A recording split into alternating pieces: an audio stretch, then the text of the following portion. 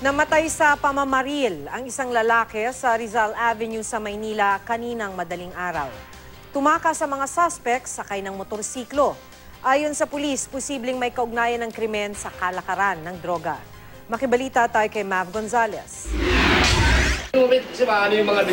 Patay ang isang lalaki matapos pagbabarilin sa loob ng isang bilyaran sa Rizal Avenue, Manila alas 2 ng madaling araw. Illegal na droga at video karera ang tinitingnang motibo sa krimen. Dead on the spot ang biktimang si Justin Manahan, 28 anyos, matapos magtamo ng 3 tama sa ulo at sa likod.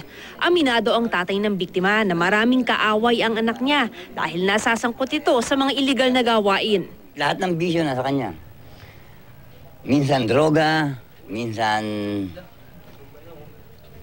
kaaway, lahat ng may katapangan sa katawan. Pero gusto ko lang yung katarungan ng mangyari. Dati na rin daw nakulong ang biktima dahil sa droga noong 2013. Bukod sa droga, may mga video karera machine pa sa likod ng bilyaran kung saan siya napatay. Ayon sa isang saksing tumangging humarap sa kamera, 2 lalaki ang pumasok sa bilyaran at bumaril sa sospek. May kasamahan pa raw ang mga ito na nagbantay sa getaway motorcycle. Patuloy na pinaghahanap ng mga otoridad ang mga sospek. Mav Gonzalez, GMA News.